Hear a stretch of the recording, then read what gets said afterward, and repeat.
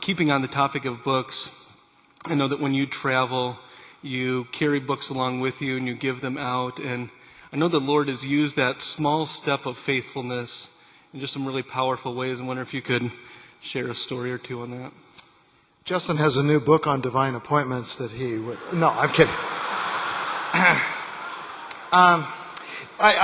For many years, I have been very convinced of divine appointments. Often before I travel, I'll ask the Lord, just put me next to the people on the plane you want me to be next to. Meet people in airports, meet people, taxi drivers. You want to meet people from all over the world that's taxi drivers. They had more opportunities to share the gospel, give a book. I usually have some of my smaller books along, usually something evangelistic, sometimes, different types of things. And I just, last week was in Charlotte, and there was a woman that I shared some things with. Actually, when I flew in here in Minneapolis, there was a woman in the airport who had asked me a question, and she was an older woman who was a little distraught because her baggage hadn't come in. And I told Nancy, I feel like I should go back to that woman and bring her book. So I took my book, 50 Days of Heaven, and I walked back to her. And as I was walking toward her, she's walking the other way, she fell. And so I came, and several other people came, and we were able to help her out. She was then they got a wheelchair for her. She was put into the wheelchair, and I'm talking with her and making sure she's okay. And she knows I'm the guy that she had talked with earlier about the baggage. So I looked at her and said, ma'am, the reason I came back was because I'm a writer. I just wanted to give you one of my books. I said, should I put it in your bag with your baggage here? Or her husband was there with her. She says, oh, no, I want it now. And so she sits there, she starts reading it, and then she's being wheeled away in the wheelchair. And I thought, now here's a woman who has, for one thing, she can actually read when she's walking, she's not walking through an airport, she's being wheeled through the airport. But secondly, she just had a scary experience that reminds her of her own mortality.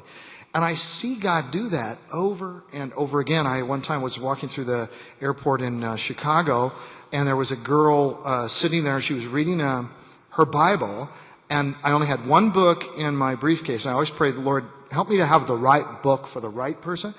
So, and it happened to be my novel, Safely Home, which I usually don't carry with me, because it's a larger book. I usually carry the smaller ones. But I just felt like the Lord wanted me to give her this book. So I came over and I said, hi, you don't know me. I wrote this book, Safely Home. Here it is. I handed it to her, and I was kind of late for the connecting flight. And so she said, well, thanks. And that was it. Till about a year ago, I got an email from this, and this had happened shortly after the book came out, so maybe 5 or 6 years ago. And so I get an email from this gal. The email comes from China. She said, you probably don't remember me, but I was in Chicago Airport, O'Hare, and you saw me reading my Bible, and you brought over and you gave me a copy of your novel, Safely. Well, I immediately remembered her. She says, I just wanted you to know, I read that book. God drew me to a deeper level of commitment to Christ, called me to study Mandarin Chinese, and I have come over as a missionary to China as a result of reading your book, And when you hear those stories, you just say, Lord, how gracious of you, and how easy for me. All I did was give a book. I'll throw one last one in there. We were on the plane on the way home from someplace, and these don't just happen on planes, but it's just the ones that are coming to mind. But there's a guy who was coming out to go to the University of Oregon, and he said he was Persian, of Persian descent. And he was an unbeliever. We're talking about different things.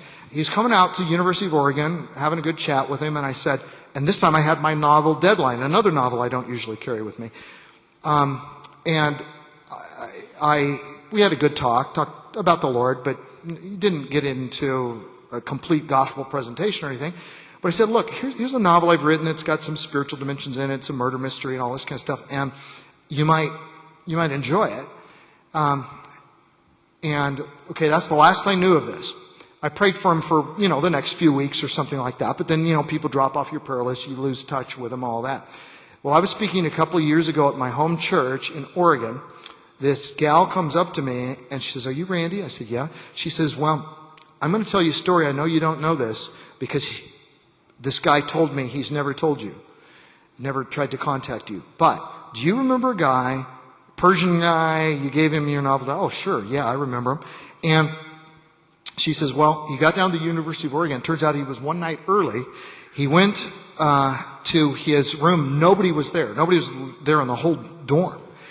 And he was totally by himself, totally bored. So he takes your book. He reads through your book through the night. In the middle of the night, when a character in the book, Jake Woods, is reading Mere Christianity, bows his knees, confesses his sins, gives his life to Christ, he says, this guy got down on his knees, confessed his sins, gave his life to Christ." And I'm hearing this, I'm going, wow. But then she says this, "And I want you to know that young man is the godliest man I have ever met." So in other words, it wasn't just like a conversion story, but how did it really bear out? But the fruit of the Spirit has been born in his life. Haven't met the guy. Maybe I won't meet him again. Since then, until heaven. But God is so gracious to do these things. And I think most of the stories we're not going to hear until we're there with him. And what a great thing that'll be. Dr. Rosevere,